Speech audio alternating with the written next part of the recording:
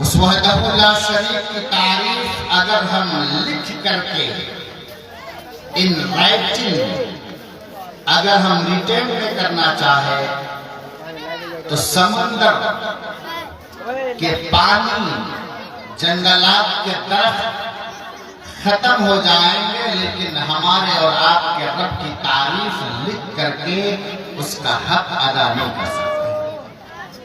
اس وحدہ لا شریک کی ہم تعریف بیان کریں، پڑھیں پورا کا پورا مجمع الحمدللہ، اور اس کے بعد تمام رسولوں پر خصوصاً ہمارے اور آپ کے پیارے نبی آمنہ کے در یتیم جناب محمد رسول اللہ صلی اللہ علیہ وسلم پر درود و سلام نازل ہوں۔ اللہم صلی علیہ وسلم وبارک علیہ۔ آج کا یہ جلسہ دراصل بچوں کا اسپیچ کمپٹیشن ثقافتی پروگرام کے سلسلے میں رکھا گیا۔ بچوں نے اپنا کارکردگی کی یہاں دکھایا، انعامات سے نوازا گیا۔ اس کے بعد یہ پلاننگ ہوئی کہ کچھ دین کی باتیں علماء کرام سے سنی جائے۔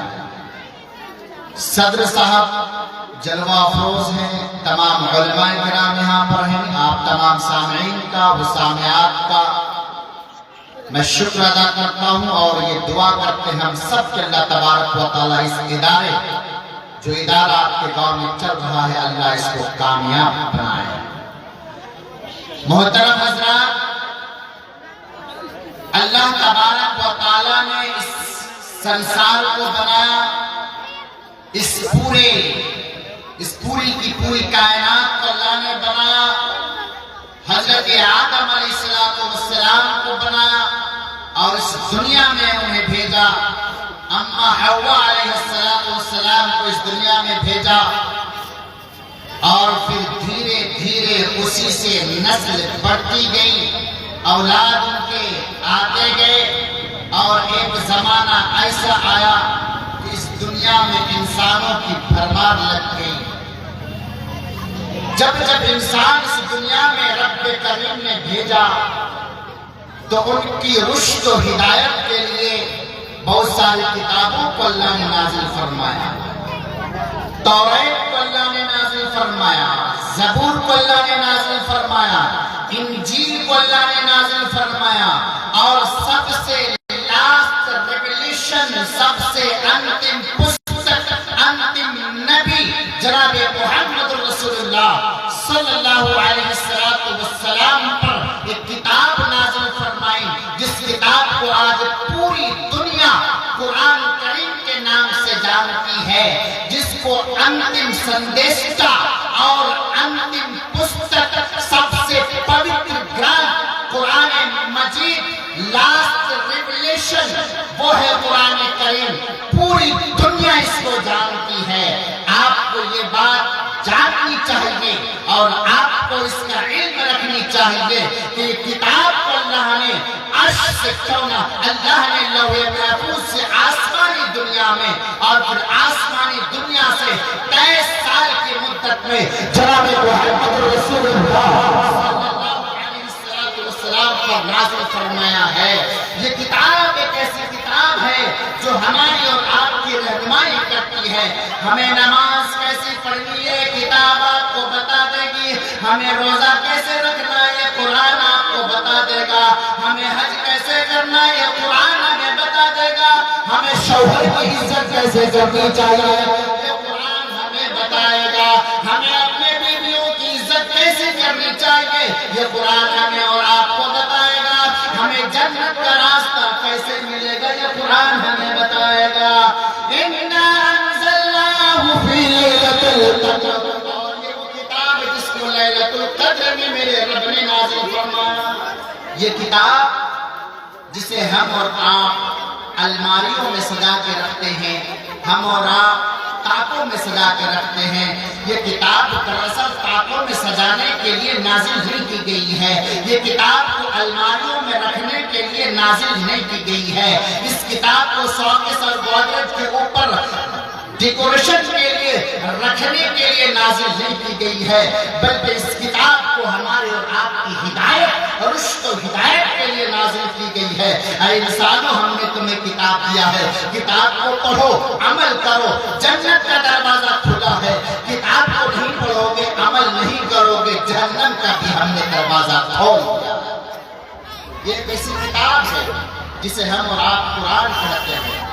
یہ قرآن ایک ایسی کتاب اور ایک ایسے وقت پہ نازل کیا گیا جناب محمد رسول اللہ صلی اللہ علیہ وسلم پر، جس وقت وہاں کے لوگ بکریاں چرایا کرتے تھے، ذرا ذرا سی باتوں پہ لڑ جایا کرتے تھے، ذرا ذرا سی باتوں پہ سالوں سال جھگڑے میں ملوث ہوتے، لیکن جب یہ کتاب نازل ہوئی تو اس کتاب پر انہیں عمل کیا، انہوں نے اس کتاب کو پڑھا، اس کے معنی کو سمجھا، اس کے مطلب کو سمجھا، قرآن کریم کو اپنے دل میں بسایا، قرآن کریم سے محبت کیا، قرآن کریم سے اپنے دل لگی کیا، قرآن کریم کو سمجھ کر پڑھا، قرآن کریم پر عمل کیا، اور وہی عرب کے بدو قوم جب اس قرآن کو سمجھ گئی، جب اس قرآن کے معنی کو سمجھ گیا، جب اس قرآن کے الفاظ کو سمجھ گیا، رب کعبہ کی قسم ہے کوئی عرب کی بدو قوم فلک اور یہ سوریا کی بلندیوں تک پہنچی ہے۔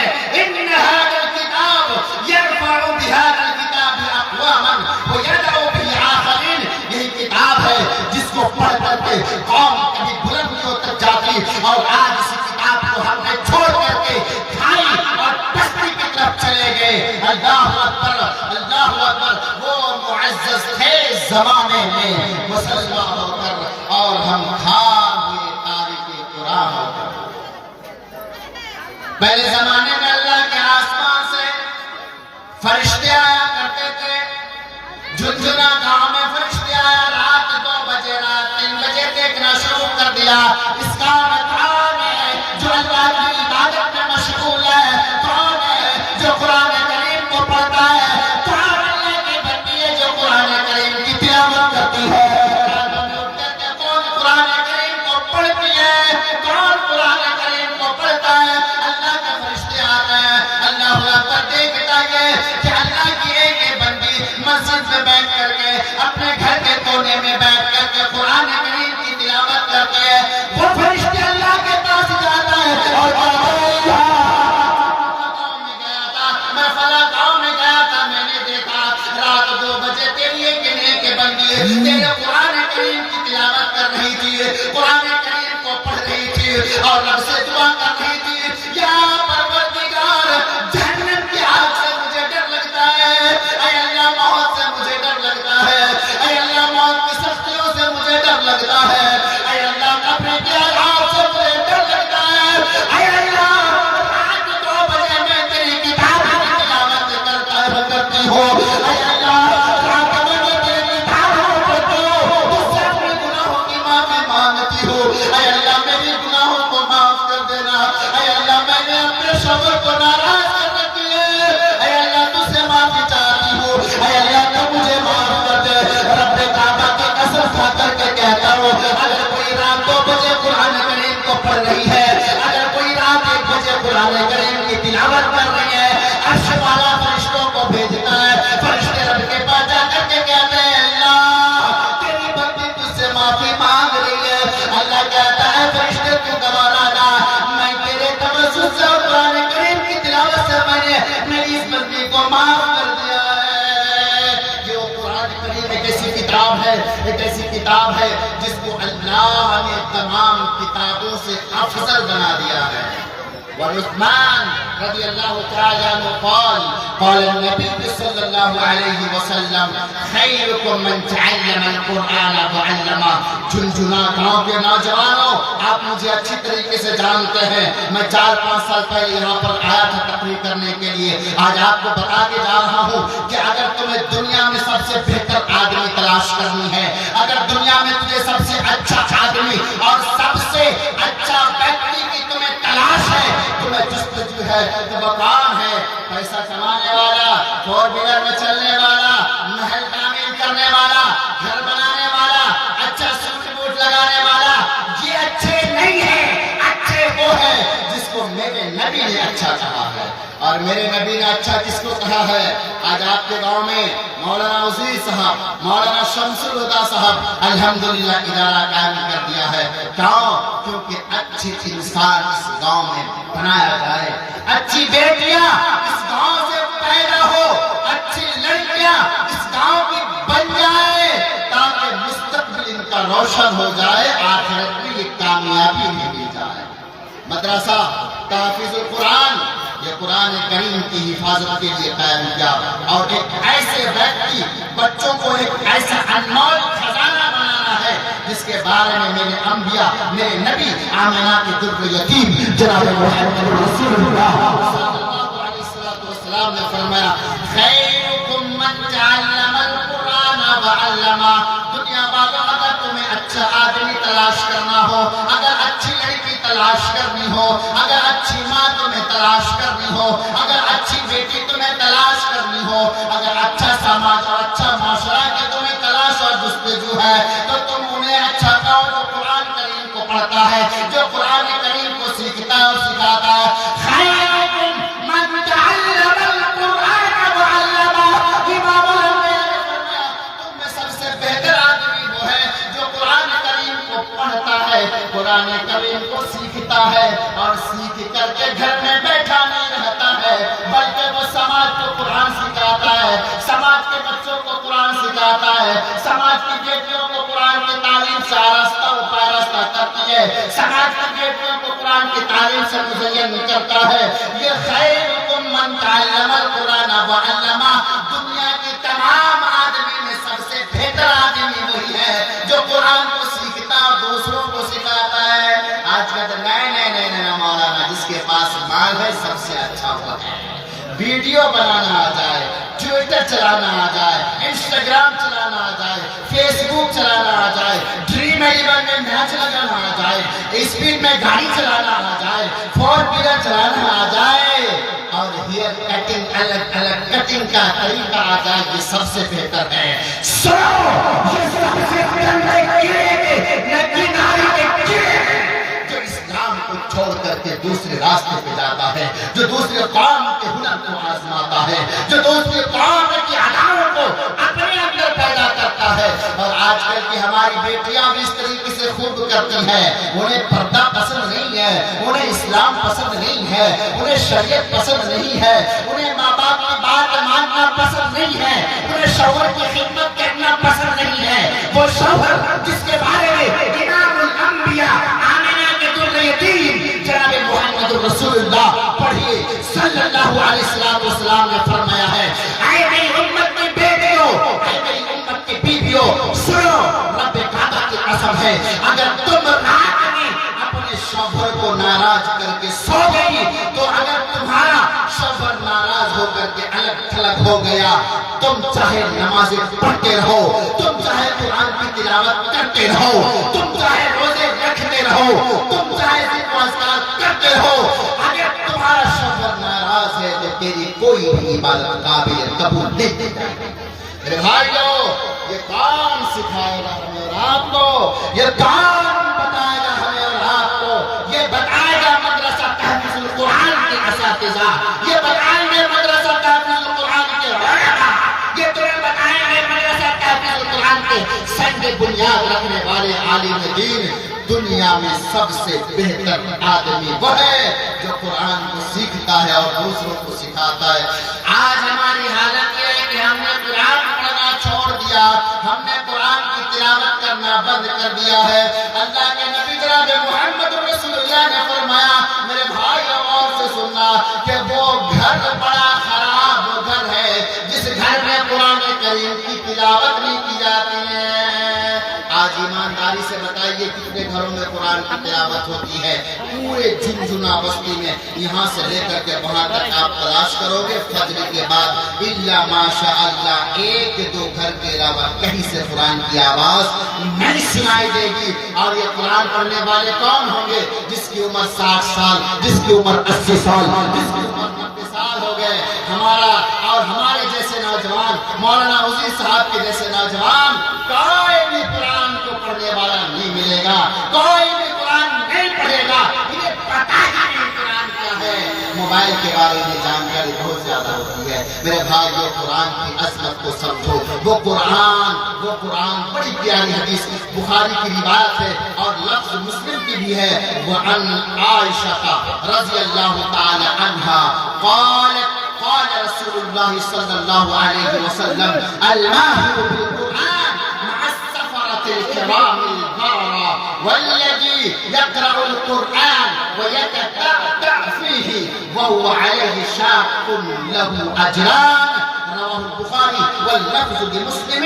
حافظ عابد صاحب بیٹھے ہیں، الحمدللہ ہمارے شیخ محترم بیٹھے ہیں، صحیح بخاری کی روایت ہے اور صحیح مسلم میں اسی طریقے کے الفاظ کے ساتھ پوری روایت میں نے آپ کو ریفر کر دیا ہے۔ اس حدیث کو سنیے اور سمجھیے، غور کیجئے کہ دنیا کی تمام کتابوں کو تلاش کر لو، دنیا کی تمام کتابوں کو اپنے ساتھ کوئی بھی کتاب کو اگر آپ رک کر کے پڑھتے ہیں تو اس سے آپ کو کوئی ثواب نہیں ملتا، لیکن قرآن ایک ایسی کتاب جس کے بارے میں امام الانبیاء آمنہ کے در یتیم جناب محمد رسول اللہ نے فرمایا الماہر بالقرآن مع السفرة الکرام البررة۔ او لوگوں، اگر تم قرآن کریم میں ماہر ہو جاؤ، قرآن کریم میں اگر تم قابلیت حاصل کر لو، اگر قرآن کریم میں تم ٹیلنٹ اپنے اندر پیدا کر لو، تیرا ٹھکانہ کہاں ہوگا؟ مع السفرة الکرام البررة۔ اللہ کے نبی فرماتے ہیں مقدس فرشتوں کے ساتھ ان کا ٹھکانہ ہوگا، محترم فرشتوں کے ساتھ ان کا ٹھکانہ ہوگا، معزز فرشتوں کے ساتھ ان کا ٹھکانہ ہوگا۔ الماہر بالقرآن مع السفرة الکرام البررة۔ اپنے اندر ہنر پیدا کرو، تجوید کے ساتھ قرآن پڑھنے کی، اصول و قوانین کے ساتھ قرآن پڑھنے کی۔ اگر تم قرآن کریم پڑھنے میں ماہر ہو گئے، اللہ کے نبی فرماتے ہیں تیرا ٹھکانہ فرشتوں کے ساتھ کر دیا جائے گا۔ بات سنیے، ٹھکانہ کس کے ساتھ کیا جا رہا ہے؟ اللہ کے مقرب فرشتوں کے ساتھ، اللہ کے محترم و معزز فرشتوں کے ساتھ جو قرآن کریم میں ماہر ہوتا ہے۔ اور الحمدللہ مدرسہ تحفظ القرآن میں اسی چیز کی ٹیلنٹ پیدا کرنے کے لیے آپ کے معصوم بچے کے اندر 30 پارے قرآن کریم کو ضبط میں اور ان کے سینے میں بسانے کے لیے یہ ادارہ قائم کیا ہے۔ خبردار کبھی اس ادارے پر انگلی نہ اٹھا، کیونکہ آپ اس ادارے پہ نہیں، آپ قرآن پر انگلی اٹھا رہے ہو، شریعت پر انگلی اٹھا رہے ہو، جہاں سے بچوں کو قرآن کریم سکھایا جاتا ہے۔ یہ سن لیا آپ نے، الماہر بالقرآن مع السفرة الکرام البررة۔ قرآن میں ماہر ہو جاؤ، ٹھکانہ فرشتوں کے ساتھ قرآن میں قابلیت بنا لو، ٹھکانہ فرشتوں کے ساتھ قرآن کی صلاحیت اپنے اندر پیدا کر لو، ٹھکانہ فرشتوں کے ساتھ۔ لیکن ایک سوال یہ پیدا ہوتا ہے، مولانا ہمیں قرآن کریم پڑھنا نہیں آتا ہے، چھوٹے میں ہم مکتب نہیں گئے، میرے گاؤں میں مکتب نہیں تھی۔ اب یہ عورتوں کی طرف سے زیادہ یہ چیزیں آتی ہیں، کیونکہ میری مائیں بہنیں ہیں تو میں یہ باتیں کلیئر کر دوں کہ بہت ساری لڑکیاں گاؤں میں پڑھ نہیں پاتی ہیں، قرآن کی شکشا پراپت نہیں کر پاتی ہے، قرآن کی ایجوکیشن حاصل نہیں کر پاتی ہے۔ وہ کسی طریقے سے قرآن کریم کو پڑھتی ہے، کسی طریقے سے سیکھتی ہے، 14-15 سال کی عمر میں ان کی شادی ہو جاتی ہے۔ اب وہ بچی کرے تو کرے کیا؟ سسرال میں انہیں قرآن پڑھنے کا موقع نہیں ملا، سسرال میں قرآن سیکھنے کا موقع نہیں ملتا ہے۔ صبح اٹھو کام، شام ہو کام، رات میں کام، دوپہر میں کام، یہ قرآن کب سیکھے؟ اسی لیے میں کہتا یہ ہوں کہ اپنے بچیوں کو، اپنی بیٹیوں کو شادی سے پہلے قرآن کی تعلیم ضرور دلانا، شادیوں سے پہلے اپنے بچیوں کو قرآن ضرور سکھا دینا، شادیوں سے پہلے اپنے بچیوں کو قرآن کی زینت سے آرستہ و پارستہ اور مزید ضرور کر دینا، کیونکہ شادی کے بعد انہیں قرآن سیکھنے کا موقع نہیں ملتا ہے۔ شادی کے بعد رب کی کتاب پڑھنے کا، رب کی کتاب کو سیکھنے کا موقع نہیں ملتا ہے۔ اس لیے اے نوجوانوں، اے باپ کی بیٹی، اے بیٹیوں کے باپ، اے بیٹیوں کے گارجن، اے بیٹیوں کے سرپرست پڑھانا، اپنی بیٹیوں کو پہلے تعلیم دینا پھر شادی کرانا۔ آج کل بہت ساری ہماری دادیاں ہیں، ہماری نانیاں ہیں، ہماری خالائیں اور مائیں ہیں جو قرآن کریم کو پڑھنے کے لیے کھولتی ہے لیکن اٹک اٹک اٹک اٹک کر کے پڑھتی ہے، رک جاتی ہے، کوشش کرتی ہے، اٹک جاتی ہے۔ مولانا کیا اس میں گناہ ہوگا یا نہیں؟ This is the inputted question for all mind. مولانا ہم قرآن کسی طریقے سے پڑھ لیے، اب سسرال میں کبھی کبھی قرآن کریم کھولنے کا موقع ملتا ہے، میں پڑھتی ہوں تو اٹک اٹک کر کے پڑھتی ہوں، تو کیا مجھے گناہ ہوگا یا نیکی ملے گی؟ میری مائیں بہنیں آپ خوش ہو جائیے کہ اگر آپ سیکھنے کی کوشش کر رہے ہیں اور اٹک اٹک کر کے پڑھتی ہے لیکن اس کو درست کرنے کی کوشش کر رہی ہے اور اٹک اٹک کر کے پڑھتی ہے، تو میرا نبی اتنا مہربان، میرا رب اتنا مہربان، وہ اللہ جو رحمان ہے، جو رحیم ہے، جو غفار ہے، جو ستار ہے، جو قہار ہے، وہ علیم ہے، وہ اللہ کے نبی کی زبان یہ کہلواتا ہے وَالَّذِي يَقْرَأُ الْقُرْآنَ وَيَتَتَعْتَعْ فِيهِ، کہ اگر کوئی عورت، اگر کوئی مرد، اگر کوئی بچہ، اگر کوئی عمر دراز قرآن کریم کو پڑھتا ہے اور اٹک اٹک کر کے پڑھتا ہے وَهُوَ شَاقٌ عَلَيْهِ، اور قرآن کریم پڑھنے میں انہیں مشکلوں کا سامنا کرنا پڑتا ہے،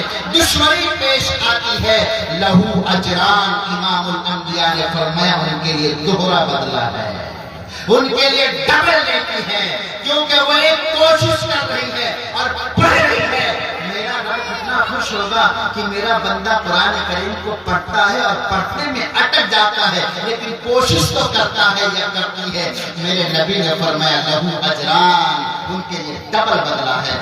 لا دنیا کی کوئی کتاب جس میں یہ لکھی گئی ہو کہ اس کو غلط بھی پڑھو گے، اٹک اٹک کر کے بھی پڑھو گے، محنت کرو گے، پھر بھی اسے نیکی دی جائے گی نہیں۔ چلیے وہ پیاری حدیث امام الانبیاء جناب محمد رسول اللہ صلی اللہ علیہ وسلم کی حدیث سنیے۔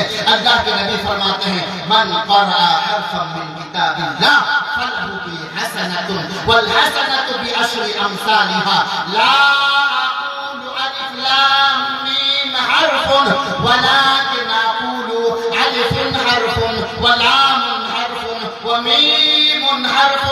امام الانبیاء مینا کے در یتیم نے فرمایا وہ لوگوں تم اگر قرآن کریم کا ایک حرف پڑھ لو گے اس کے بدلے میں ایک نیکی دی جائے گی، والحسنۃ بعشر امثالها، اور ایک نیکی 10 نیکی کے برابر کر دیا جائے گا۔ یعنی اگر کوئی قرآن کریم کے ایک حرف کو پڑھتا ہے تو ان کے نامہ اعمال میں اللہ کے فرشتے 10 نیکی درج کر دیتے ہیں۔ لا اقول اور میری امت کے لوگوں میں یہ نہیں کہتا کہ الف لام میم ایک حرف ہے، بلکہ میں تو یہ کہتا ہوں الف حرف ولام حرف ومیم حرف، ایک الگ حرف ہے، لام ایک الگ حرف ہے، میم ایک الگ حرف ہے۔ مطلب یہ سمجھ میں آیا؟ اگر کوئی بندہ پڑھ دیا اعوذ باللہ من الشیطان الرجیم بسم اللہ الرحمن الرحیم الف لام میم، اگر کوئی الف لام میم پڑھتا ہے تو 30 نیکی اس کے نامہ اعمال میں لکھ دیا جاتا ہے۔ اس سے اچھی کتاب دنیا میں اور ہے؟ اس کے مقابلہ کرنے والی اس دھرتی پر کوئی کتاب نہیں، کوئی پستک نہیں، کوئی ریویلیشن نہیں ہے۔ This is the last revelation، یہ آخری پستک ہے کہ اگر ایک حرف کو پڑھو گے تو 10 نیکیاں مل جائے گی۔ حرف کہتے ہیں الف ایک حرف ہے، با ایک حرف ہے، تا ایک حرف ہے، لیکن اگر آپ الف لام میم کو ملا دیں گے تو وہ حرف نہیں رہتا، وہ کلمہ بن جاتا ہے۔ پتہ یہ چلا کہ اگر کوئی الف لام میم پڑھ لیتا ہے 30 نیکی مل جاتی ہے۔ اب آپ سوچئے کہ جو بچہ اس مدرسے کی چوکھٹ پہ بیٹھ کر کے، مدرسے کے اس چٹائی پہ بیٹھ کر کے ایک حرف کو 10 بار 20 بار جو حافظ قرآن رٹ کر کے حافظ بنتا ہے اس کا مقام کیا ہوگا؟ اللہ کیا اس کا مقام، کیا اس کا مرتبہ، جو قرآن کریم کے ایک حرف کو حافظ کے سامنے، استاد محترم کے محترم کے سامنے بار بار یاد کر کے سناتا ہے، اس کو کتنی کیا ملتے ہیں۔ بڑے خوش نصیب ہے وہ باپ، بڑے خوش نصیب ہے وہ ماں جس نے اپنے بیٹے کو حافظ قرآن، بڑا بابرکت ہے مزاج، بڑے خوش نصیب ہے والدین جس نے اپنے بیٹے کو 30 پارے قرآن کا حافظ بنا دیا۔ قیامت کا دن ہوگا، حضرت آدم علیہ السلام سے لے کر کے جناب محمد رسول اللہ کی آخری امتی وہاں پر ہوگا۔ اللہ تبارک و تعالیٰ بھی، فرشتے بھی ہوں گے، سارے انبیاء کرام کی پوری فوج وہاں پر ہوگی۔ اللہ تبارک و تعالیٰ بلائے گا، او حافظ قرآن کے والدین، وہ حافظ قرآن کی ماں، ادھر آؤ، ادھر آؤ، وہ حافظ قرآن کے باپ، تم بھی ادھر آ جاؤ۔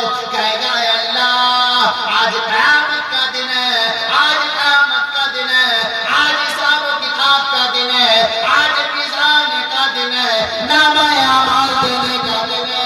اے اللہ، آج مجھے کیوں بلایا جا رہا ہے؟ کیوں مجھے بلایا جا رہا ہے؟ بڑے تعجب کریں گے، وہ سوچے گا گاؤں میں جب شادی ہوتی منڈل کے گھر میں تو میں اتنا غریب تھا کہ منڈل کے گھر سے کبھی دعوت نہیں ملی ہے۔ گاؤں میں جب کوئی فنکشن ہوتا تھا تو میں اتنا کمزور اور اتنا میں غریب اور بے بس تھا کہ اس دعوت میں مجھے بلایا نہیں جاتا، اور آج اللہ مجھے بلا رہا ہے، معاملہ کیا ہے؟ اللہ کہے گا اے بندے، دنیا میں تو رکشہ چلاتا تھا ضرور، دنیا میں تیری عزت لوگ نہیں کرتا تھا، مجھے معلوم ہے، دنیا میں غربت کی وجہ سے، غریبی، مفلسی کی وجہ سے تیری عزت نہیں ہوتی تھی، لیکن تم نے اپنے بیٹے کو حافظ قرآن بنایا تھا۔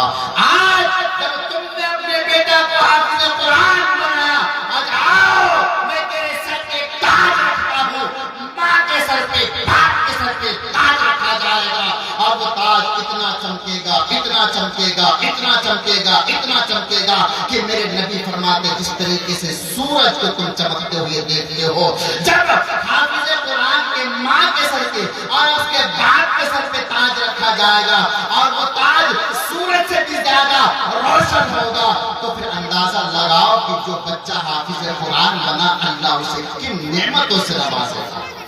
بات سمجھ میں نہیں آ رہی ہے؟ آپ اپنے بیٹے کو اسکولوں میں پڑھاؤ، ہمیں کوئی اعتراض نہیں ہے، کالج میں پڑھاؤ، کوئی اعتراض نہیں ہے، لیکن فرسٹ ایجوکیشن آپ اسلام کی دیجیے، آپ قرآن کی دیجیے، آپ اسلام کے بارے میں سکھائیے۔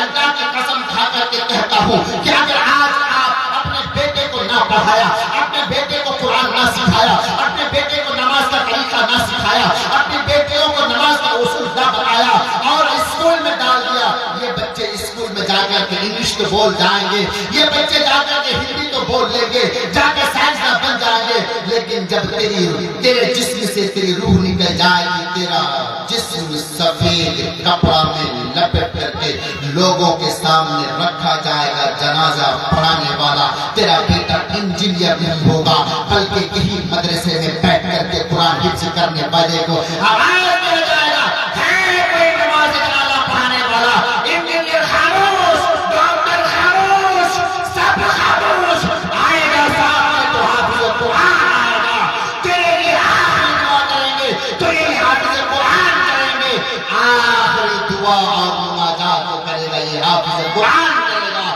اس کی اہمیت کو معمولی مت سمجھیے، اس کے مرتبے کو معمولی مت سمجھیے، آپ کی نظروں میں ان کی اہمیت ہو یا نہ ہو، لیکن اس پوری دنیا بنانے والے، پوری کائنات بنانے والے رب کے سامنے ان کا مرتبہ بہت ہو جاتا ہے۔ قیامت کا دن ہوگا، اللہ کہے گا حافظ قرآن سے اقرا ورتقی ورتل کما کنت ترتل فی الدنیا، اے حافظ قرآن آج خوش ہو جاؤ، آج خوش ہو جاؤ، کیونکہ تم نے میرے قرآن کو یاد کیا، تم نے میرے قرآن پر عمل کیا۔ اور ایک بات بتا دوں، یقال لصاحب القرآن، صاحب قرآن سے کہا جائے گا، صاحب قرآن سے کہا جائے گا، صاحب قرآن وہ ہے، سنیے سنیے، حافظ قرآن سے نہیں، اس حدیث میں صاحب قرآن سے کہا ہے، صاحب قرآن یعنی قرآن پڑھنے والا اور قرآن پر عمل کرنے والا۔ یقال لصاحب مطلب ہوتا ہے ساتھ میں رہنے والا، فرینڈ، دوست، ساتھ میں رہنے والا۔ اگر قرآن پڑھ لے اور اس پر عمل کر لے، ایسے حافظوں سے کہا جائے گا یقال لصاحب القرآن، صاحب قرآن سے کہا جائے گا اقرا ورتقی، اے میرے بندے، اے میرے نیک بندے، آج تو قرآن کریم کی تلاوت کرتا جا، آج قرآن کریم کو پڑھتا جا، ورتقی، اور اپنے منزل کے اوپر چڑھتا جا، اسٹیپ بائی اسٹیپ، زینہ بہ زینہ چڑھتا جا۔ اقرا ورتقی ورتل کما کنت ترتل فی الدنیا، اس انداز سے اور اس طرز سے قرآن کریم کو پڑھو جس طریقے سے ترتیل کے ساتھ تم نے دنیا میں قرآن کو پڑھا، دنیا میں جس طریقے سے ترتیل کے ساتھ تم قرآن کریم کی تلاوت کر رہا تھا، آج بھی تو تلاوت کرتا جا۔ لوگوں ذرا اپنے اندر اس چیز کو لگاؤ، دماغ لگاؤ، ذرا آ جاؤ، اس دنیا میں اللہ بھی موجود، سارے فرشتے بھی موجود، سارے انبیاء بھی موجود، آدم سے لے کر کے جناب محمد رسول اللہ کی آخری امتی وہاں پر موجود ہوگا، اور ان ساری مجمع کے اندر بھیڑ کے اندر حافظ قرآن کو وافع دیا جائے گا۔ اے حافظ قرآن، آج لے لے تو اپنا ٹھکانہ، اقرا ورتقی ورتل کما کنت ترتل فی الدنیا، دنیا میں جس طریقے سے ترتیل کے ساتھ تم قرآن کریم کو پڑھا کرتا تھا، آج قرآن کریم کو پڑھتا جا، چڑھتا جا، پڑھتا جا، چڑھتا جا، پڑھتا جا، چڑھتا جا۔ فإن منزلتک عند آخر آیۃ، اے صاحب قرآن، اے حافظ قرآن، آج تیرا ٹھکانہ وہاں پر ہوگا جہاں تیری آخری آیت ہو جائے گی۔ اعوذ باللہ من الشیطان الرجیم، بسم اللہ الرحمن الرحیم، قل اعوذ برب الناس، ملک الناس، الہ الناس، من شر الوسواس الخناس، الذی یوسوس فی صدور الناس۔ قرآن کریم کا آخری آیت، قرآن کریم کا آخری سورہ، اللہ اکبر، یہ جب ناس میں پہنچ جائے گا، اللہ کہے گا فإنا، اللہ کے نبی کہہ رہے ہیں فإنا منزلتک عند آخر آیتنا، قرآن کریم کی آخری آیت جہاں پر تیری ختم ہو جائے گی وہاں تیرا ٹھکانہ بنا دیا جائے گا۔ اللہ اکبر، یہ وافر، یہ سارے کے سارے وافر، یہ پیکج کس کو دیا جا رہا ہے؟ صاحب قرآن کو دیا جا رہا ہے۔ کبھی بھی اللہ نے کہا انجینئر صاحب آ جائیے تھوڑا گھر کا نقشہ بنا دیجیے، تیرے لیے جنت کا ٹھکانہ مقرر، نہیں، ڈاکٹر سے نہیں۔ میں تو یہ کہتا ہوں کہ سب سے پہلے اپنے باپ میں بچوں کو حافظ قرآن بناؤ، یہ 15 سال میں، 12 سال میں، 10 سال میں حافظ قرآن بن جائیں گے۔ اللہ کی قسم کھا کر کے کہتا ہوں، جو بچہ 10 سال میں 30 پارے قرآن کو اپنے سینے میں محفوظ کر سکتا ہے، جو بچہ 15 سال کی عمر میں 30 پارے قرآن کو اپنے سینے میں محفوظ کر سکتا ہے، جب یہ حافظ قرآن بن جائے انہیں ڈاکٹر بنا، انہیں ڈاکٹر بنا دو۔ جب یہ حافظ قرآن بن جائے انہیں سائنسداں بنا دو۔ جب یہ ڈاکٹر، جب یہ بچہ حافظ قرآن بن جائے انہیں سپریم کورٹ کا جج بنا دو۔ جب یہ بچہ حافظ قرآن بن جائے، جب یہ دین کی تعلیم آ جائے، اس کو ایڈوکیٹ بنا دو، ادھیوکتا بنا دو، کبھی جھوٹ نہیں بولے گا، صحیح فیصلہ کرے گا، آپ کی صحیح سفارش کرے گا۔ جب یہ جج بن جائے تو صحیح فیصلہ دیں گے۔ انہیں گائیڈ تو دینے کی ضرورت ہے، ان کے رہنمائی ضروری ہے، اس لیے اپنے بچوں کو پہلے حافظ قرآن بناؤ، پہلے صاحب قرآن بناؤ۔ ایک اور حدیث صحیح بخاری کی روایت سنیے، وعن ابی ہریرہ رضی اللہ تعالی عنہ قال قال رسول اللہ صلی اللہ علیہ وسلم لا حسد الا فی اثنتین، رجل علمہ اللہ القرآن، علمہ اللہ القرآن فيتلوه من آناء الليل وآناء النهار، فسمعه جار فيقول ليتني أوتيت مثل ما أوتي فلان فعملت مثل ما يعمل فلان۔ آج سماج میں، سوسائٹی میں، معاشرے میں، گاؤں میں، قریوں میں، بستیوں میں، ڈگر نگر، خصوصاً ہماری عورتوں میں، ہماری ماں بہنوں میں یہ چیزیں پائی جاتی ہیں۔ حسد شوہر کو کہتی ہے کہ اس نے گھر بنا لیا، آپ گھر کب بناؤ گے؟ حسد۔ اس نے 4 ویلر لے لیا، آپ کب لو گے؟ اس نے موٹر سائیکل خرید لیا، کہتی ہیں کہ آپ کب لوگے؟ اس کے بیٹے ڈاکٹر بن گئے، آپ کے بیٹے کو ڈاکٹر کب بناؤ گے؟ یہ حسد جاری ہے۔ کیا یہ حسد جائز ہے؟ نا نا نا نا نا۔ حسد صرف دو چیزوں پہ جائز ہے، سنیے، لا حسد الا فی اثنتین، حسد جائز نہیں ہے مگر دو چیزوں میں حسد کرنا جائز ہے۔ ایک رجل علمہ القرآن، ایک وہ آدمی جو آدمی قرآن کو سیکھتا ہے، فیتلوہ من آناء اللیل وآناء النہار، اور وہ راتوں میں بھی قرآن کریم کی تلاوت کرتا ہے، دن میں بھی قرآن کریم کی تلاوت کرتا ہے، فسمعہ جار، اور وہ قرآن کریم کی تلاوت کرتے ہوئے اس کا پڑوسی سن لیتا ہے تو اس کا پڑوسی کہتا ہے کہ لیتنی اوتیت مثل ما اوتی فلان، اے اللہ کاش تم مجھے بھی قرآن کریم کا علم دیتا۔ یہ پڑوسی جس طریقے سے قرآن کریم کی تلاوت کر رہے ہیں، مجھے بھی قرآن کریم سکھا دیا ہوتا تو میں بھی قرآن کریم کی تلاوت کر لیتا۔ یہ حسد شریعت اسلامیہ میں جائز ہے، لیکن اللہ اکبر، یہ حسد نہیں ہے، یہ حسد نہیں کی جاتی ہے، یہ ختم ہے ہمارے معاشرے سے، ہمارے سماج سے، ہماری سوسائٹی سے۔ یہ حسد پیدا کرو، یہ حسد جائز ہے۔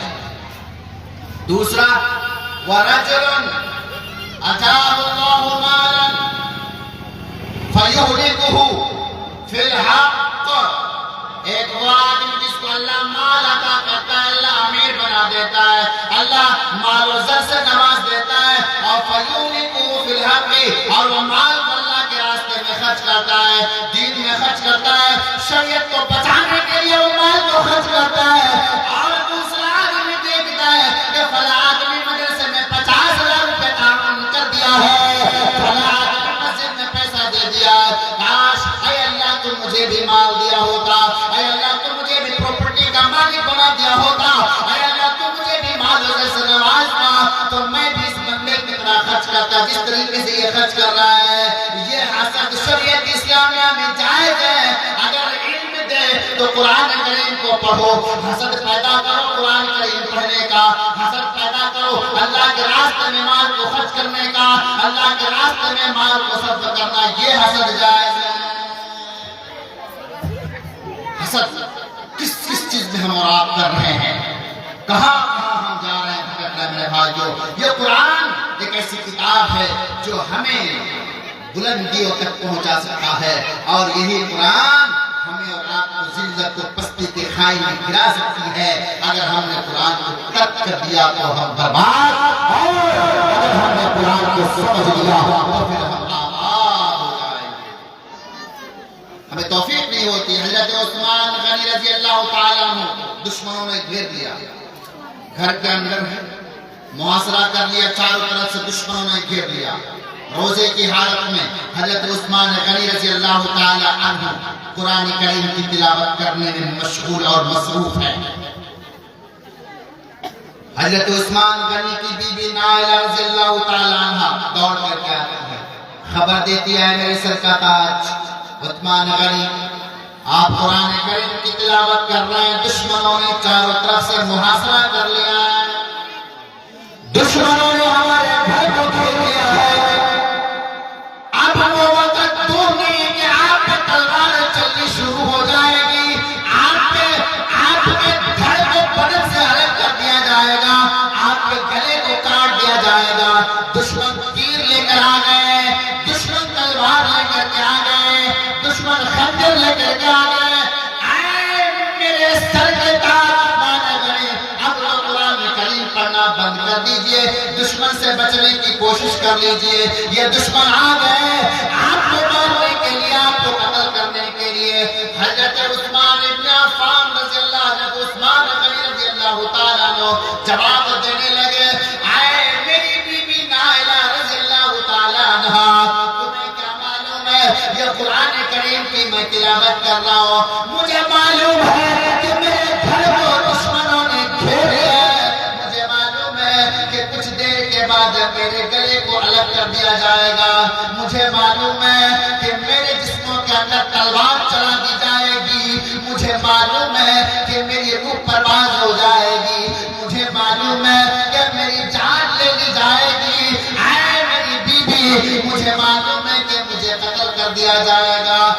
یہ بھی معلوم ہے کہ میں روزے کی حالت میں ہوں، لیکن اے میری بی بی اے نائلہ یہ تو بتاؤ کیا میں قرآن کریم کو پڑھنا بند کر دوں تو کیا یہ دشمن مجھے چھوڑ دیں گے؟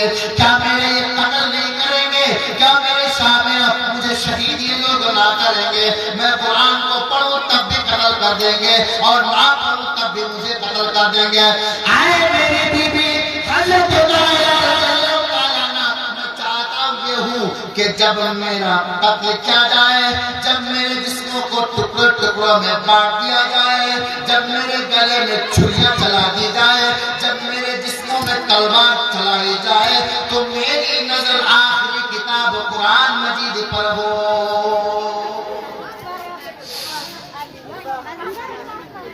آج آپ اپنے گاؤں میں بہت سارے لوگوں کو مرتے ہوئے دیکھا، بہت سارے لوگوں کی روح پرواز ہوتے ہیں، آپ نے البتہ دیکھا ہوگا ایک بی بی ہے، شوہر کی روح پرواز ہو رہی ہے اور وہ بیوی چیخ رہی ہے، چلا رہی ہے، وہ شوہر کی روح نکل گئی، بیٹا پاس میں بیٹا بابا بابا کہہ کر کے چیخ مار رہا ہے، لیکن اب باپ کے اندر سننے کی طاقت ختم ہو گئی ہے۔ بیٹا کہتا ہے بابا ایک بار تو مجھے بیٹا بولو، لیکن وہ باپ کے اندر بولنے کی صلاحیت سلب کر لی گئی ہے، ختم ہو گئی، اب بولنے کی استطاعت ختم ہو، قوت گوئی ختم ہو گئی، روح پرواز ہو گئی، لیکن وہ کچھ بول نہ پایا۔ آپ نے بہت سارے لوگوں کو مرتے ہوئے دیکھا، بہت سارے یہاں پر مائیں ہیں، آج بچہ جنم ہوا، کل بچہ جنے اور 2 دن کے بعد اس ماں کی گود میں وہ بچہ دم نکل دیتا ہے، وہ بچے روح پرواز ہو جاتی ہے اس کی، وہ مر جاتا ہے۔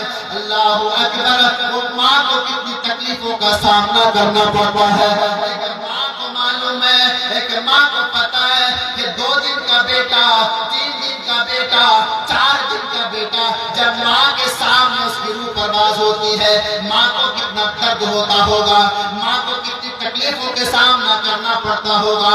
آئے لوگوں یہ درد کا اندازہ کون کر سکتا ہے؟ ذرا سوچو، جب ایک ماں اگر ان کے بیٹے کو کوئی پتھر مار دے، ان کے بیٹے کو اگر کوئی تھپڑ مار دے تو فوراً اس کے گھر میں پہنچ جاتی ہے، میرے بیٹے کو کیوں مارا گیا، میرے لال کو کیوں مارا گیا، میرے دل کے ٹکڑے کو کیوں مارا گیا۔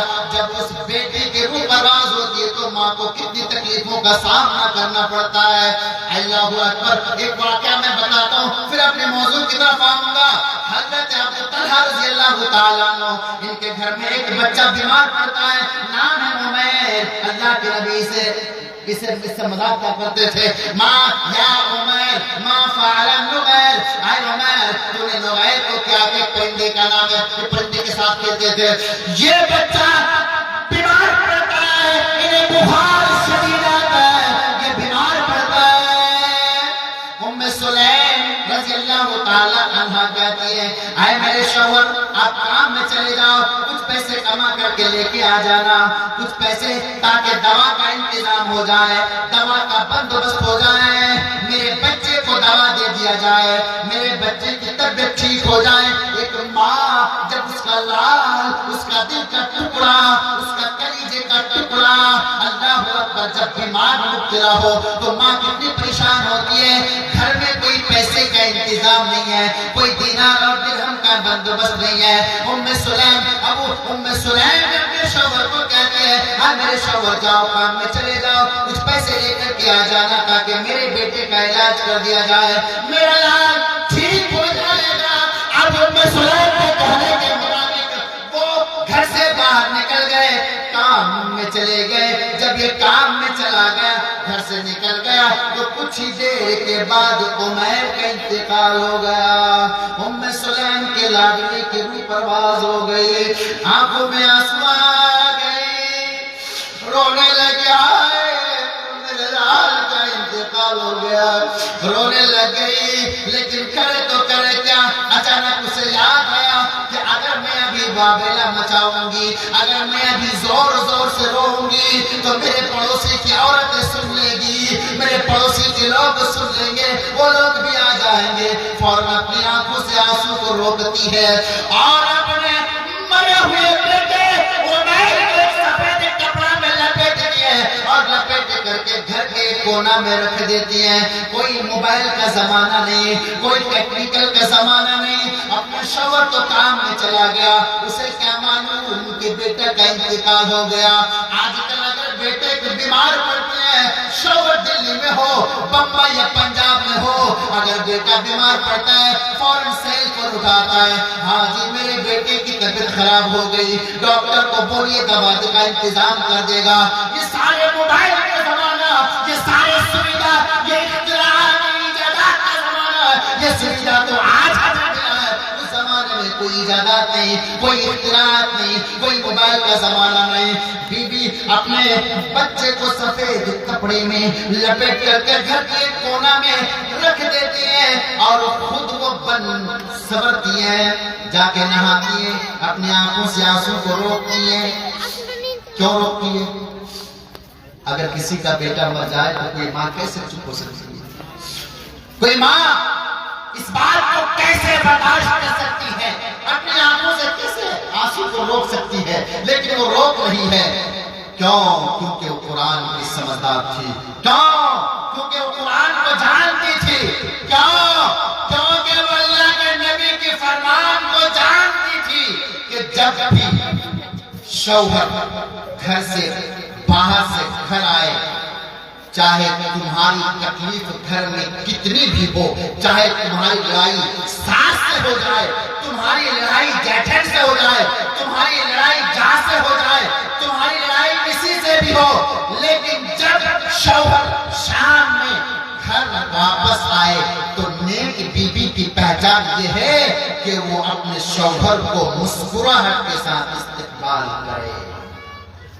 جب ایک بیوی اپنے شوہر کا استقبال اس طرح سے کرتی ہے، شوہر بیچارہ دن بھر کا تھکا ماندہ جب اپنے گھر میں واپس آتا ہے اور سامنے دیکھتا ہی ہے کہ بیوی بن سور کر کے تیار، چہرے پہ مسکراہٹ ہے، سلام پیش کرتی ہے، اللہ کی قسم کھا کر کے کہتا ہوں شوہر کی تمام تھکاوٹ دور ہو جاتی ہے۔ یہ نیک بیوی کی پہچان یہ ہے کہ جب بھی شوہر کی طرف دیکھے تو مسکرا کر کے دیکھے۔ اور آج کل کی مائیں بہنیں گھر میں کام کرتے کرتے ساس سے جھگڑا، سسر سے جھگڑا، اور جب وہ بیچارہ گھر سے باہر سے گھر آتا ہے تو اس سے پھر لڑائی جھگڑا شروع۔ اب اس کو سکون کی زندگی نصیب تھوڑی ہوگی۔ وہ گھر ایسے ہی گھر پر اللہ کے نبی نے کہا کہ یہ گھر جہنم کا گھر ہے۔ میری مائیں بہنیں، آپ گھر کو جنت بنا سکتی ہو اور آپ ہی گھر کو جہنم بھی بنا سکتی ہو۔ جس گھر میں عورت اور جس گھر میں بیویاں نیک نہ ہو، اور نیک بیوی اسی وقت بن سکتی ہے جب وہ قرآن پڑھے، جب وہ قرآن کو سمجھے، جب وہ حدیث کو سمجھے، جب وہ شریعت کو سمجھے۔ شریعت کو سمجھے بغیر کوئی عورت نیک کیسے بن جائے؟ وہ حقوق کو کیسے سمجھ پائے گی؟ شوہر کے حقوق کیا ہے؟ جب حقوق سمجھ نہیں پائے تو پھر اپنے شوہر کو کیسے خوش کر پائے گی؟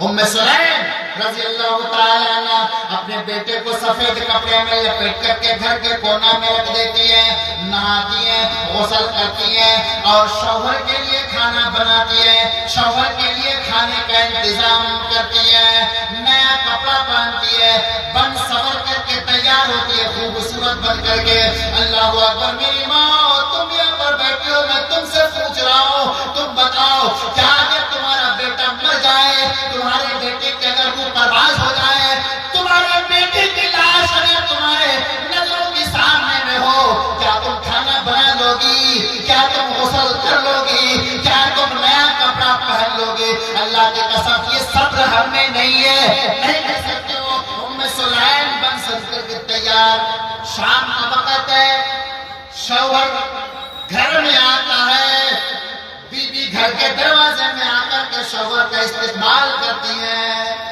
شوہر کہتا ہے کیا بات ہے، آج بڑی خوبصورت لگ رہی ہو، آج بڑی بن سور کے تیار ہو۔ آئے ام سلیم یہ بتاؤ کہ میرا بیٹا کیسا ہے؟ جب میں گھر سے نکلا تھا تو میرے بیٹے بتاؤ میرا بیٹا کیسا ہے، میری بیٹی کی طبیعت کیسی ہے، کہاں ہے میرا لال، کہاں ہے میرا بیٹا؟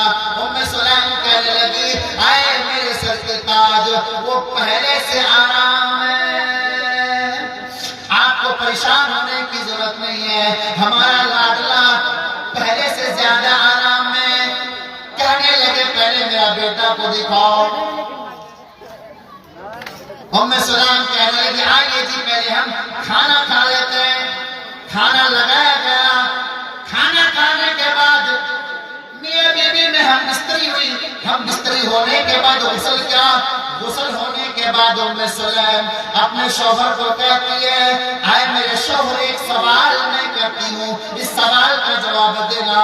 کہا کہ سوال بعد میں کرنا، پہلے میرے بیٹے کو دکھاؤ۔ میرا بیٹا ابھی تک نظر نہ آیا، کل تک جب میں باہر سے گھر آتا میرا بیٹا بابا بابا کہہ کر کے میرے سینے سے لگ جاتا، میرے گلے سے لگ جاتا، آج میرا بیٹا بابا بھی کہہ رہا ہے، آج بابا کی آواز گھر میں نہیں آ رہی ہے، آج ابو کی آواز گھر میں نہیں آ رہی ہے، میرے کانوں پہ نہیں پڑ رہی ہے، بتاؤ میرا بیٹا کہاں ہے؟ شوہر اللہ اکبر، شوہر کہنے لگا کہ میرا بیٹا کہاں ہے؟ ام سلیم رضی اللہ تعالیٰ عنہ کہنے لگی پہلے ایک سوال کا جواب چاہیے۔ چلو سوال کر لو، کیا سوال؟ کیا سوال یہ ہے، یہ بتاؤ کہ اگر آپ کو کوئی 200 روپے بطور امانت دے اور پھر کل آ کر کے وہ کہے کہ یہ امانت میرا لوٹا دو، تو کیا تمہیں امانت لوٹانے میں کوئی تکلیف ہوگی؟ کیا تمہیں کوئی پریشانی ہوگی؟ ام سلیم کو جواب دیا گیا یہ کیسی بات ہے، اس کی امانت تھی وہ لے کے گیا تو اس میں تکلیف کیسے ہوگی؟ اب ام سلیم کی آنکھوں میں زار و قطار آنسو آنے لگے، اب ام سلیم رونے لگی، کہنے لگی اے میرے سر کے تاج، اے میرے شوہر، جب آپ کام میں گئے تھے اس وقت میرا بیٹا انتقال کر گیا تھا، اس وقت میری بیٹی کی موت ہو گئی تھی، اس وقت ہمارا بیٹا مر گیا تھا۔ کہنے لگے اے میری بیٹی بتا میرا بیٹا کہاں ہے؟ کہا وہ جو گھر کے کونے میں سفید کپڑا کے اندر آپ کو کوئی چیز نظر آ رہی ہے، وہاں اس سفید کپڑے کے اندر کچھ نہیں ہے، اس سفید کے اندر میرا اور آپ کا سونا، میرا اور آپ کا دل کا ٹکڑا، میرا اور آپ کا کلیجہ کا ٹکڑا، میرا بیٹا میرے بیٹے کی لاش پڑی ہوئی ہے۔ حضرت ام سلیم رونے لگی، شوہر بھی رونے لگے، اور جا کر اپنے بیٹے کو کاندھے پر اپنی گود میں اٹھاتا ہے اور کہتا ہے میری بیوی تم نے آج کیا کیا؟ آج میرے بیٹے کی لاش پڑی ہے، تم نے مجھے کھانا کھلا دیا، ہم بستری بھی تیرے ساتھ ہو گئی ہے، اے میری بیوی میں اللہ کے نبی کے ساتھ جا کر کے شکایت کروں گا۔ اللہ اکبر، جا کے معاملہ آگے، لمبی چوڑی بات ہے، کہنے کا مطلب یہ ہے کہ ام سلیم بنیے آپ ام سلیم کی طرح بننے کہ شوہر کو خوش کرنے کے لیے اپنے بیٹے کی لاش پڑی ہے لیکن آنکھوں میں آنسو نہیں، کیونکہ اگر شوہر باہر سے اگر گھر میں آئے اور آتے ہی اگر بیوی کی آنکھوں میں آنسو دیکھ لے تو وہ شوہر پریشان ہو جائے گا، بیتابیاں بڑھ جائے گی، الجھنیں بڑھ جائے گی، پریشانیاں بڑھ جائے گی۔ اس چیز کو اور اپنے بچوں کو قرآن کی تعلیم دو، شریعت کی تعلیم دو۔ جب ہماری قوم کی بیٹیاں قرآن پڑھے گی، جب ہماری بیٹیاں قوم کی بیٹیاں سے اسلام پڑھے گی، ہماری قوم کی بیٹیاں حدیث پڑھے گی، تو پھر یہ آگے چل کر کے ہمارے گھر کو جنت بنا دے گی۔ میرے بھائیو، یہ ایک ایسی کتاب ہے، ایک ایسی کتاب ہے، مدرسہ تحفیظ القرآن جھنجھنا کی سرزمین پر اسی قرآن کی حفاظت کے لیے، اسی قرآن کی حفاظت کے لیے قائم کیا گیا، آپ کو دیندار بنانے کے لیے، آپ کے بچوں کو حافظ قرآن بنانے کے لیے۔ یہ کتاب کیسی کتاب ہے؟ مختصر سی بات ہے، اِنَّا أَنزَلْنَاهُ فِي لَيْلَةِ الْقَدْرِ وَمَا أَدْرَاكَ مَا لَيْلَةُ الْقَدْرِ لَيْلَةُ الْقَدْرِ خَيْرٌ مِّنْ أَلْفِ شَهْرٍ تَنَزَّلُ الْمَلَائِكَةُ وَالرُّوحُ فِيهَا بِإِذْنِ رَبِّهِم مِّن كُلِّ أَمْرٍ سَلَامٌ هِيَ حَتَّىٰ مَطْلَعِ الْفَجْرِ۔ اللہ تبارک و تعالیٰ نے لوح محفوظ سے یہ آسمانی دنیا میں لیلۃ القدر میں قرآن کو نازل کیا ہے۔ ایک سوال، 23 سال میں قرآن کریم کو نازل کیا گیا، یہ ہم اور آپ جانتے ہیں۔ اور اس سورہ میں یہ کہا جا رہا ہے کہ لیلۃ القدر میں قرآن کو نازل کیا، تو آپ سمجھ لیں کہ لوح محفوظ سے آسمانی دنیا میں لیلۃ القدر میں قرآن کو نازل کیا گیا ہے، اور اس آسمانی دنیا سے بذریعہ جبرائیل علیہ السلام وحی کے ذریعے سے جناب محمد رسول اللہ صلی اللہ علیہ وسلم پر 23 سال کی مدت میں قرآن کریم کو مکمل نازل کیا گیا ہے۔ اب سنیے، فرمایا کہ جس رات میں اللہ نے اس قرآن کو نازل کیا ہے وہ رات 1000 مہینوں سے بھی زیادہ بہتر ہے۔ لیلۃ القدر خیر من الف شہر، یہ رات 1 مہینے سے نہیں، 2 مہینے سے بہتر نہیں، بلکہ 1000 مہینوں سے بھی زیادہ بہتر ہے۔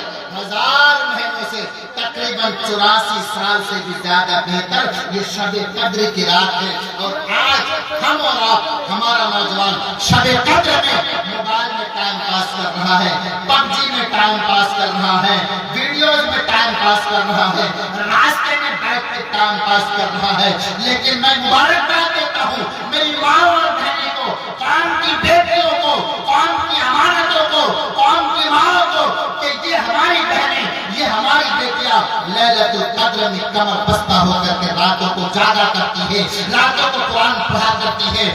آج سامنے یہ شعبان کا مہینہ چل رہا ہے، اس کے بعد رمضان المبارک کا مہینہ آ جائے گا، اور اسی مہینے میں قرآن کریم کو نازل کیا گیا۔ اسی مہینے کے آخری عشرے میں 4 راتوں میں 21ویں، 23ویں، 25ویں، 27ویں، 29ویں رات میں اس قرآن کو آسمانی دنیا پر نازل کیا ہے، اور نازل کرنے کے بدولت اس رات کو 1000 مہینوں سے بہتر بنا دیا گیا ہے۔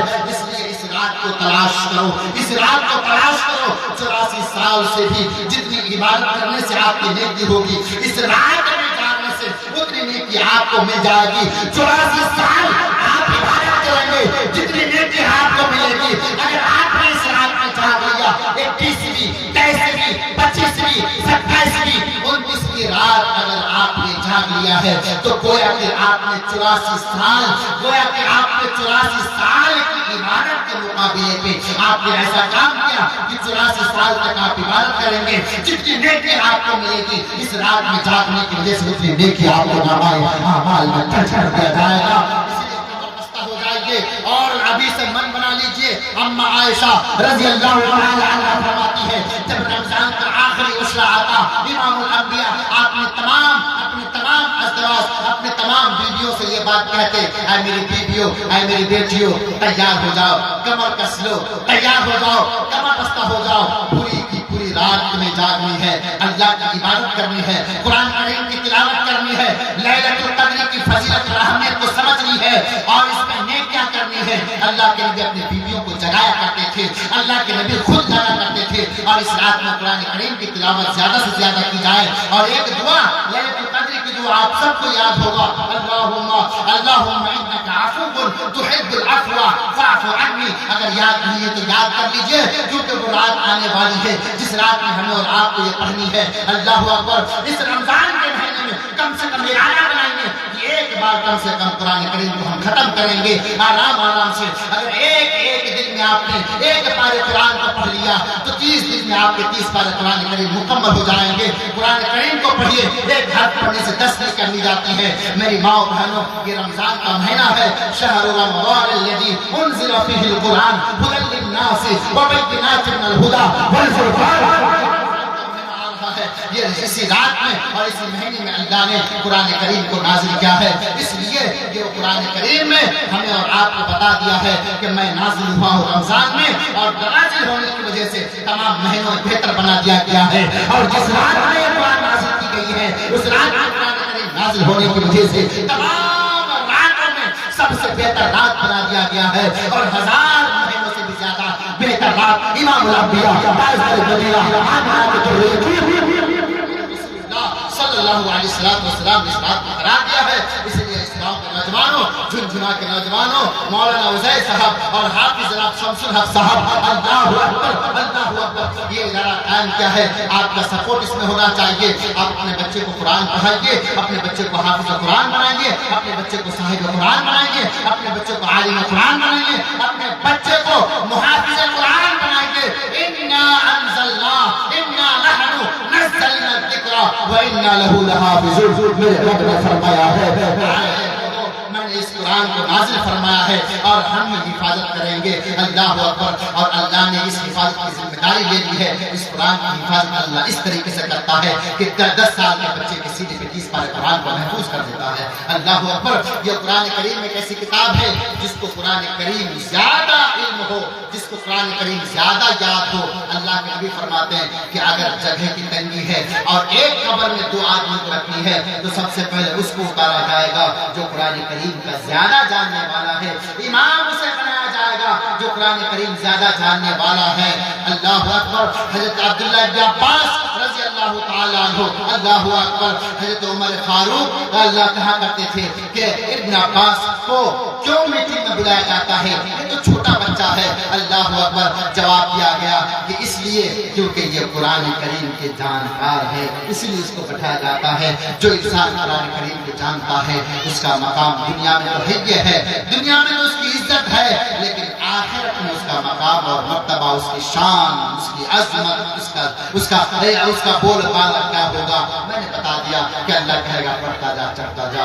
اللہ اکبر اللہ اکبر، دعا کیجئے کہ اللہ تبارک و تعالی اس ادارے کو قائم رکھے۔ اور آخر میں میں آپ سے 2 باتیں گزارش کروں گا کہ آپ کو اس ادارے کو قائم کرنے کے لیے پیسے کی ضرورت ہے، آپ کے صدقات کی ضرورت ہے، آپ کے زکات کے پیسوں کی ضرورت ہے، تو آج یہاں سے لے کر کے وہاں تک پوری پنڈال میرے بھائیوں سے اور میری ماؤں بہنوں سے بھری پڑی ہے۔ میں چاہتا یہ ہوں کہ 10 میرے بھائی اور 10 میری مائیں یہاں پر آئیں اور کم سے کم 1,000 روپیہ کر کے مدرسہ تحفظ قرآن کو دے کر اللہ اکبر اس مدرسہ کو بلند کرے، اس مدرسہ کو چلائے۔ تو کون نوجوان ایسا ہے جو اس مدرسے کو 1,000 روپے کا تعاون کرے گا؟ کوئی اللہ کا بندہ ہے؟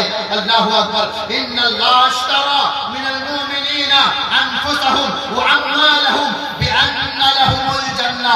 امام اللہ تبارک و تعالی نے فرمایا کہ اللہ تبارک و تعالی مومنوں کی جان کو خرید لیا ہے، مومن کے مال کو خرید لیا ہے، کس کے بدلے میں؟ بان لهم الجنہ، جنت کے بدلے میں۔ اے مومنوں، تم یہاں پر مال خرچ کرو، جنت تمہارا ٹھکانہ ہے۔ اے مومنوں، تم یہاں پر اپنی جان کی قربانی دو، جنت تمہارا ٹھکانہ ہے۔ الحمدللہ، کیا تبارک صاحب، الحمدللہ، نعرہ تکبیر۔